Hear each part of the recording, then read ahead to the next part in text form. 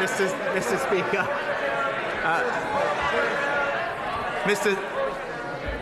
What's the matter, Rishi Sunak? Can't get your tongue, Prime Minister? No, I don't mean a fictional Year 8 student that doesn't exist has taken away his ability to talk sense.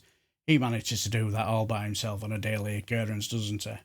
But hello there, and I do hope you're all well. Now, during yesterday's PMQs, our Prime Minister had already had the perfect zinger from Flynn, and Keir Starmer had made Rishi Sunak accuse the leader of the opposition of breaking promises, while at the same time as defending the reason why he was breaking a promise. Now, Labour's Chris Bryant wasn't going to miss out on the Rishi roasting and reminded what our delivering Prime Minister had delivered while in office. Take it away, Chris. The Prime Minister has had responsibility for the UK economy now for 1,323 days, and he's delivered. He's delivered the largest national peacetime debt ever, the largest tax burden since the Second World War, the highest core inflation since 1991, the fastest interest rate rises since 1989, and the biggest fall in living standards in our history. So will he stop lecturing my constituents about holding their nerve, ditch the lame excuses, and admit that he is literally the worst person to be leading this country through a cost of living crisis?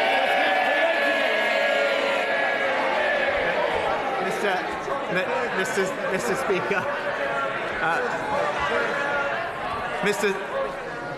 Mr. Speaker, again, what do we hear from the party opposite? Only ideas that would make the situation far worse, Mr. Speaker. It's as simple as that. The honourable gentleman has sat there and supported plans to borrow tens of billions of pounds more. That would make inflation worse. The honourable gentleman has sat there and said that we should not stand up to unaffordable union pay demands. That would make the situation worse. And the honourable gentleman has sat there and supported plans to not exploit our domestic sources of energy, Mr. Speaker, imperiling our energy security. Those are all things that would make not just the situation worse for British families today, but for years into the future, and that's why this Conservative government will keep doing the right thing to support them. Absolute blinder, wasn't it, from Chris Bryant? Brilliant question to a Prime Minister of a party that has an overall majority to pretty much do whatever they want, and they look as though they are as well, aren't they? But made him look weak, didn't he, and stupid, because all he was left with was, well, you voted against this and that, and threw in the... I know things are really, really bad out there, guys, but imagine if Labour get in. They would undo all the great work that we've done, you know. Then insults those on strike by calling their pay demands unaffordable. You know, the day after Honest Bob stood at the same dispatch box and said that wasting all that lovely taxpayers' money on a ridiculous Rwanda deal was necessary because we need to get the gammons eating their fingers and gnawing out their toes in anger for the next general election.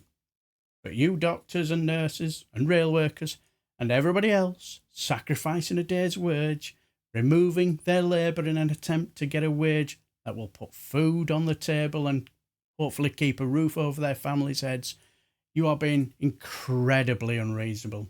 Why? Because your demand for a wage that you deserve is unaffordable. Then just waffled word salad at the end while banging his hand on the dispatch box and grinning like he owned him and destroyed his question. I can just imagine he'll have sat down and gone, then and said to himself, that showed him, didn't it? After that, he'll have gone to his advisor and said, slayed him today, didn't I, boys? And they'll have just replied with, absolutely, boss. But anyway, what do you guys think?